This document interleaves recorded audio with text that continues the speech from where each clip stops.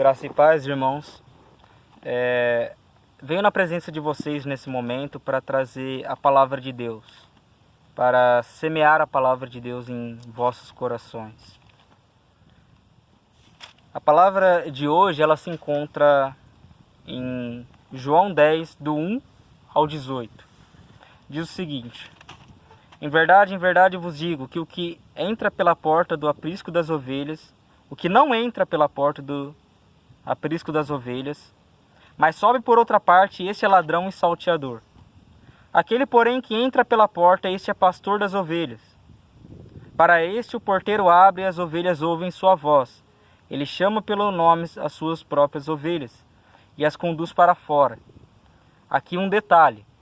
Cristo ele diz que aquele que não entra pela porta é ladrão e salteador.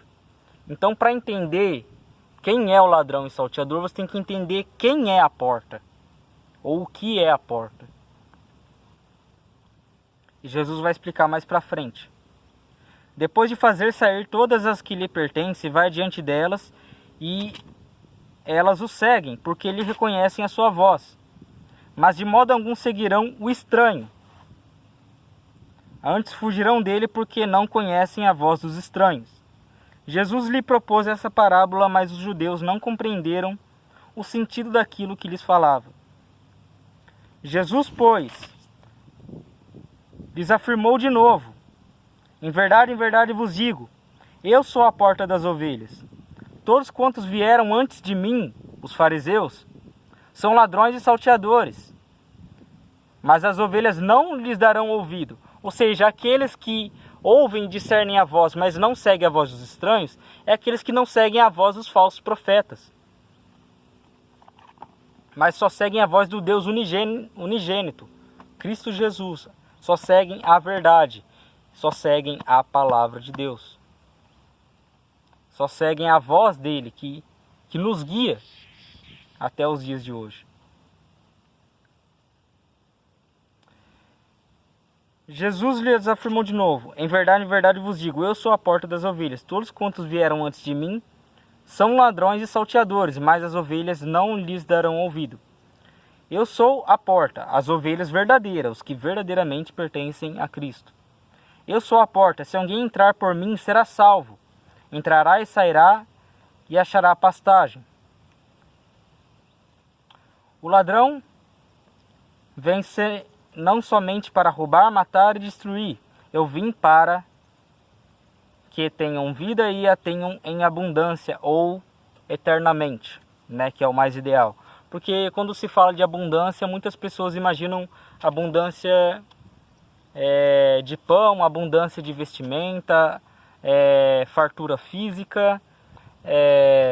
Também geralmente pensam em riquezas, coisas do tipo.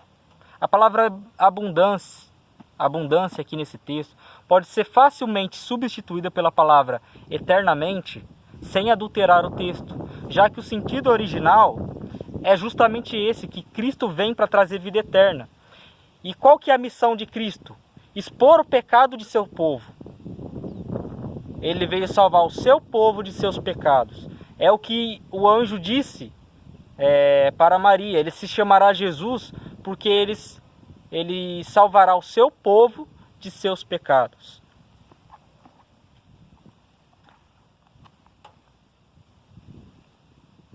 Eu sou o bom pastor dá a sua vida pelas ovelhas. O mercenário que não é pastor, ou seja, os falsos profetas, a quem não pertencem as ovelhas, ou seja, as ovelhas não são dele, vê vir o lobo, que poderia ser a figura de Satanás, abandona as ovelhas e foge. Então o lobo as arrebata e as dispersa, as espalha. O mercenário foge porque é mercenário e não tem cuidado, não tem amor para com as ovelhas. Eu sou o bom pastor. Conheço quem são minhas ovelhas e elas conhecem a mim. Assim como o Pai me conhece e eu conheço o Pai. E dou minha vida pelas ovelhas. E realmente deu, morrendo no madeiro, morrendo na cruz. Ainda tenho outras ovelhas, que não são deste aprisco. A mim me convém conduzi-las, esse aprisco que é Israel, da nação de Israel, o povo eleito. Ainda tem outras ovelhas que não são deste aprisco. A mim me convém conduzi-las, que somos nós, os gentios, né? Elas ouvirão a minha voz, então haverá um rebanho e somente um pastor. Esse pastor é o próprio Cristo. Por isso o Pai me ama, porque eu dou minha vida para reassumir, para tomar de volta a ovelha. Ninguém a tira de mim, pelo contrário, eu espontaneamente a entrego, a dou. Tenho autoridade ou poder para entregá-la e também poder para reavê-la, para tomá-la de volta. Este mandato eu recebi de meu Pai. Aqui há uma diferença enorme entre falso profeta e verdadeiro profeta. Entre falso pastor e verdadeiro pastor. A Bíblia não trata como se existisse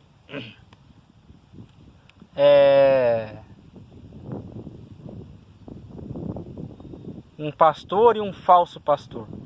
A Bíblia sempre tratou o falso pastor como um mercenário, um bandido, entende? Que vem para roubar, para matar, se necessário, para ter o seu dinheiro. E, logicamente, seduzido por Satanás e pelo seu próprio coração enganoso. Uma das coisas que eu quero trazer com esse texto e aplicar agora é sobre a comunhão cristã, a comunhão dentro das igrejas. A Bíblia diz o seguinte, que devemos confessar nossas culpas uns aos outros. Um pecado não confessado, ele geralmente é seguido de mais pecado. Então, o que acontece?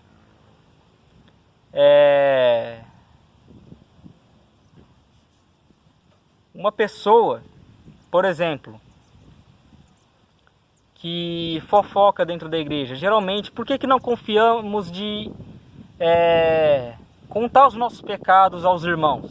Geralmente porque não tem muitos irmãos confiáveis. E porque até os confiáveis de hoje em dia podem fazer fofoca.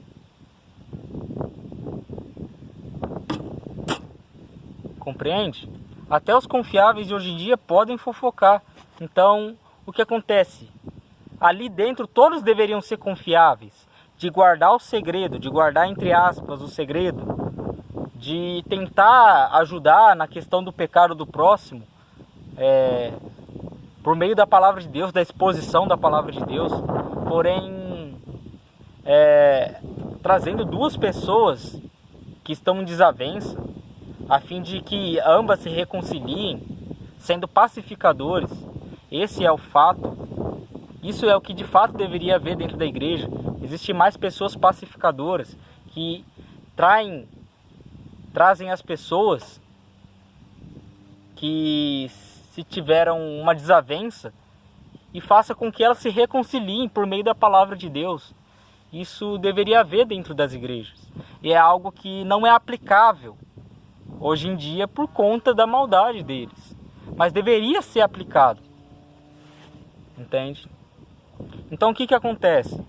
A Bíblia também diz, hospedai-vos uns aos outros. E sem murmuração, com esse detalhe. Quem que deixaria um irmão da igreja se hospedar na sua casa durante um dia, ou 2, ou meses?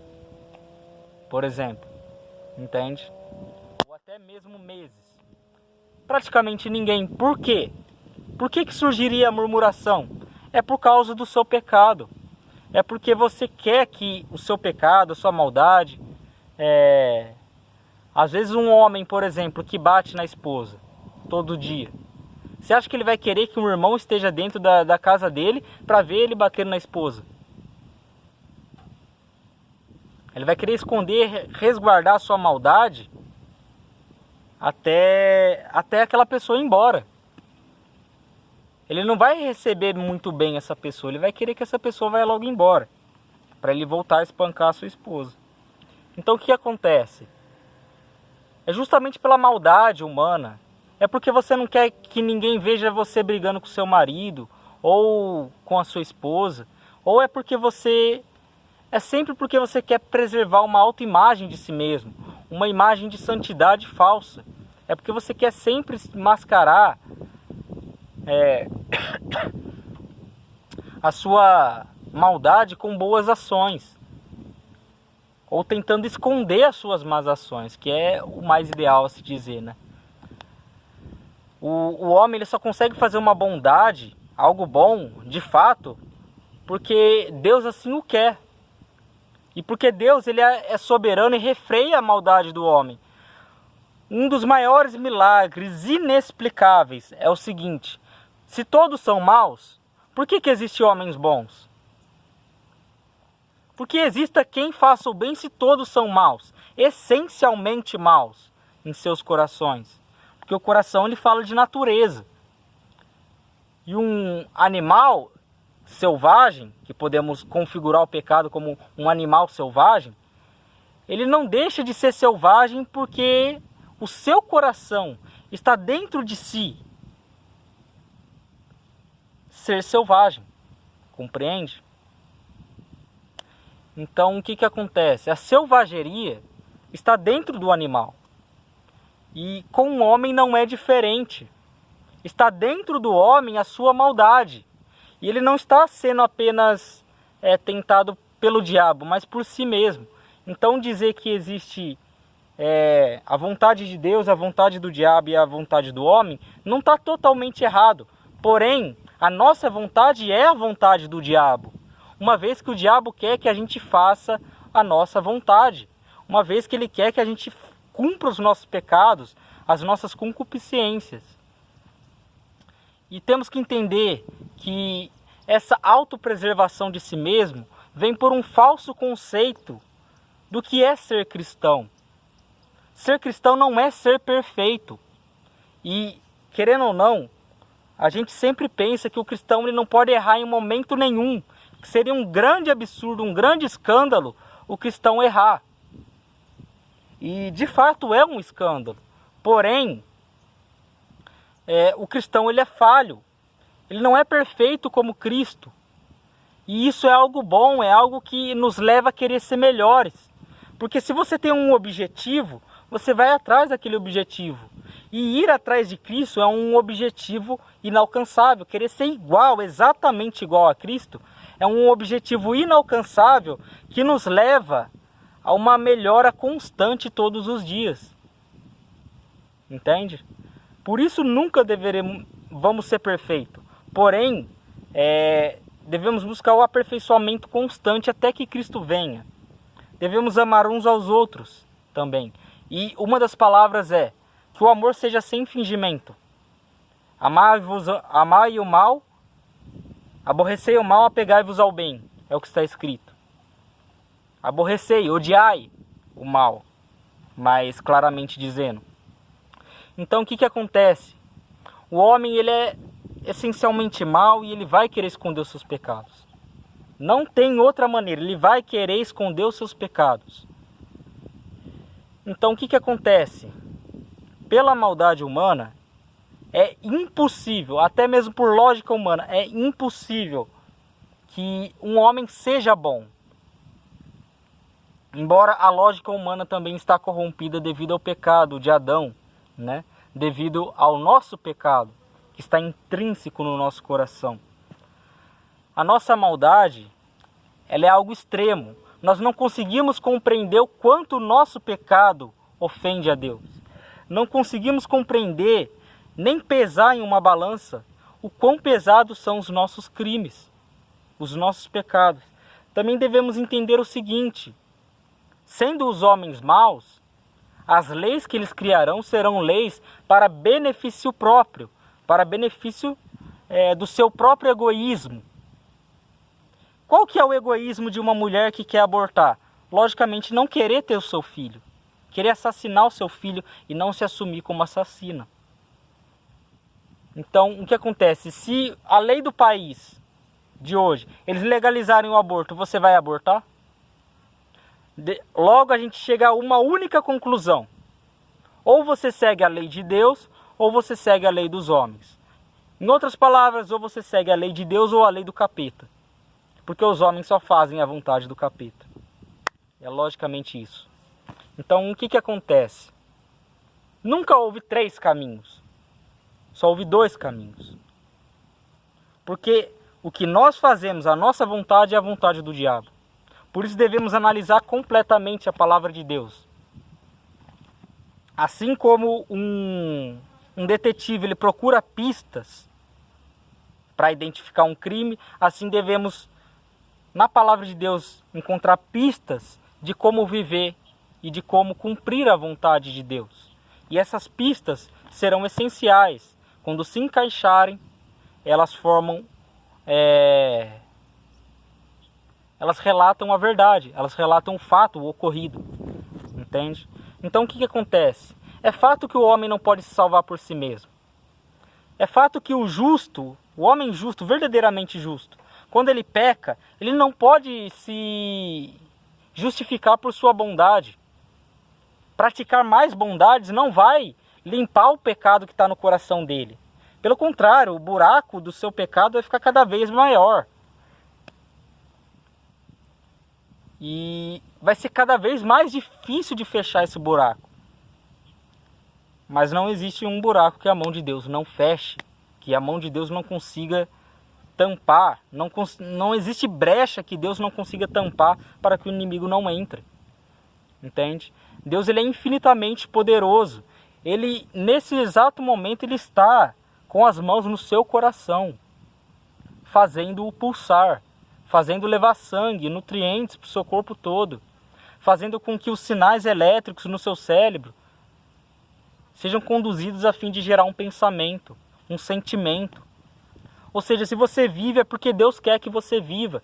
Se há homens maus e a maldade deles não excede o limite que Deus propõe, isso é um imenso milagre. E só o fato de estarmos vivendo mais um dia é mais do que merecemos, porque merecemos o inferno e não a vida. E Deus, dando mais uma chance, Ele mostra a sua maravilhosa graça, a sua maravilhosa misericórdia com todos nós. Sim, porque todos somos miseráveis. Esse é o sentido da palavra misericórdia. Compadecer-se da miséria de alguém. De alguém que não consegue se sobressair da própria miséria. Por exemplo, você se compadece do mendigo porque você se compadece da miséria dele. Ele não consegue sair daquela situação sozinho. Então ele se torna miserável, digno de misericórdia. Entendeu? Então, mas aí que está a diferença, é que nós não somos dignos de misericórdias, uma vez que somos criminosos, culpados diante do tribunal de Deus. Então, se a lei, ela nos acusa de pecado, e pela lei, por cumprimento da lei, ninguém será salvo, o único meio é Cristo, a única solução é Cristo. E a gente percebe que a nossa vida nunca é sobre nós, é sobre o quanto Cristo tem feito por nós. Até para confessarmos a Deus como nosso único e suficiente Salvador, é Cristo que nos faz confessar. É pelo Espírito Santo que nos é dado que confessamos a Deus como único e suficiente Salvador. É o Espírito Santo em nós que nos faz confessá-lo como único e suficiente Salvador. Então o que acontece? Para um homem ele conseguir confessar o seu pecado, o Espírito Santo tem que entrar no coração dele. E vai por mim. Isso acontece quando o homem ainda é mau. Porque Deus, é aquele versículo que diz: Deus nos deu vida quando éramos ainda pecadores. Deus nos deu vida enquanto estávamos mortos em delitos e em pecado. Nós estávamos mortos em delitos e pecados. E o Espírito Santo entrou nesse morto e o fez confessar. Porque um morto não pode falar, não pode fazer nada. Então o que acontece? Devemos ser pessoas mais reconciliadoras. Devemos ser pessoas mais justas, no sentido da palavra. Porque a palavra justiça, a palavra ser justo, não é apenas em relação ao próximo, mas é em relação a si. Se eu pequei, eu mereço as consequências do meu pecado. Se eu roubei, eu mereço ser preso. Entregar-se às consequências do seu pecado torna-se você justo. A santificação, ela resume o que é o amor a Deus e o amor ao próximo. O amor a Deus acima de todas as coisas consiste nisso. Abandono de pecado, renúncia de pecado. E o amor ao próximo como a si mesmo.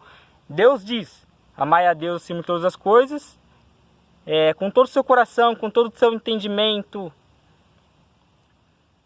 com toda a sua vida, com tudo que você tem, ame a Deus acima de todas as coisas. E Jesus diz, o segundo maior mandamento é semelhante, ame ao próximo como a si mesmo. Por que é semelhante? Porque ambos exigem abandono, renúncia de pecado. Porque para você amar o seu próximo como a si mesmo, nós que somos maus, temos um caráter egoísta, como poderemos amar o próximo como a si mesmo? Como que o que eu desejo para mim eu posso desejar para o meu próximo, se eu sou egoísta? Compreende? Então, é um milagre haver homens bons se todos são maus. É um milagre um homem que não trai a sua esposa, por exemplo, sendo que muitos traem. Quer dizer que ele é diferente? Não. Ele sofre tentações iguais. Se ele chegar a um certo nível, ele pode também trair sua esposa. Mas Deus coloca nele, intrínseco no coração do homem, Deus coloca valores morais absolutos, valores cristãos. Então, o cristianismo é o que pode salvar toda uma nação. Uma vez que a nação que tem o Senhor como Deus, tem Cristo Jesus como Deus, ela é bem-aventurada. Entende? Bendita a nação cujo Deus é o Senhor. É o que está escrito. Então o que acontece? A regra... Então não me venha dizer que a lei dos homens é boa. Não, não é boa. Pode haver coisas boas, porém por intermédio de Deus. De colocar no coração deles, de criarem leis boas. Porém, toda lei má vem do coração do homem. Então o que acontece? As leis do nosso país deveriam ser as leis bíblicas. A Constituição do nosso país deveria ser a Bíblia. Então, o que acontece? Devemos ser homens e mulheres mais capazes de nos dar com o nosso pecado, de vencer o nosso pecado e de não se irar quando corrigidos por outros. Entende? Porque quem vos corrige não é vosso irmão, mas Deus. Ou você acha que Deus não está usando aquele irmão para te corrigir? Eu sei que expor o seu pecado, ter uma faca, uma espada penetrando o seu coração, é algo extremamente doloroso. Eu sei, é bom quando você fala da palavra de Deus e você vê essa palavra entrando no coração do homem e mudando almas. Mas é muito doloroso quando esta palavra se volta contra si, contra você, e entra no seu coração e faz um estrago completo, e expõe os seus pecados, e tira para fora o câncer do pecado. Eu sei que é extremamente doloroso esse processo, porém é um processo necessário e eficaz para a salvação e preservação da salvação do homem. E preservação da continuidade da vida após a morte. Porque não há vida após a morte sem Cristo. O que há é morte eterna após a morte. Então, o que acontece? A fé em Deus, ela age dessa forma. É por isso que ele fala que a fé atua pelo amor. Por que atua pelo amor? Porque se eu creio que Deus verdadeiramente quer que eu ame acima de todas as coisas, e eu sei que a vontade de Deus é que eu ame o meu próximo, e que são mandamentos semelhantes, uma vez que eu tenho que abrir mão de mim mesmo, abrir mão de tudo que eu sou, me esvaziar de toda a minha característica, me esvaziar de toda a minha identidade como homem, para ser atribuída uma nova identidade, a identidade de Cristo em mim. E eu vou lutar para o resto da minha vida, para que essa identidade maligna, que foi expurgada, jogada para fora do meu coração, continue fora do meu coração. Vai ser uma luta constante para manter o caráter de Cristo em mim. E nós nunca seremos como Cristo, e isso é bom, porque nós vamos querer constantemente se aperfeiçoar, se santificar. E essa é a prática cristã. Essa é a verdadeira prática cristã. Você amar o seu próximo como a si mesmo. Entende? E como que Jesus disse que o mundo reconheceria que nós somos verdadeiramente cristãos? Amando o próximo como a si mesmo. Porque no nosso meio, na igreja, haveria amor de verdade. Poxa, eles olhariam na casa deles. Brigas, desavenças, desunião. E dele olharia na igreja. União, reconciliação, amor, fraternidade. Está compreendendo? Ele veria esperança na igreja. Porque a igreja mostraria que ela verdadeiramente é a noiva de Cristo. É o corpo de Cristo, é a esperança, é a luz do mundo, né? Então, o que acontece? Nós somos luz para iluminar os que estão nas trevas. Gostaria de ler uma mensagem que Jesus falou também, João 17. E aí vai falar do porquê nós também nos santificamos. Qual que é o intuito também de se santificar? O intuito é esse, ó. João 17, 17. Santifica-os em tua verdade. Tua palavra é a verdade.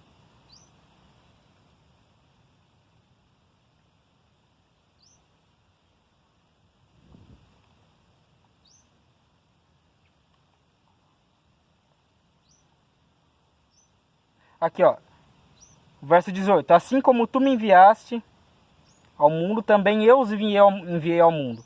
E a favor deles, a favor de quem que nós devemos nos santificar? Do nosso próximo. A favor deles, eu me santifico a mim mesmo para que eles também sejam santificados na verdade. Eu vivo a vida cristã para que outros também vivam essa vida cristã. Compreende o porquê de amar o próximo como a si mesmo? E por que é semelhante a amar a Deus acima de todas as coisas? É semelhante, não é igual. Mas por que é semelhante? Enfim, creio que está muito bem explicado. Deus abençoe. A paz de Deus seja com todos vocês. Amém?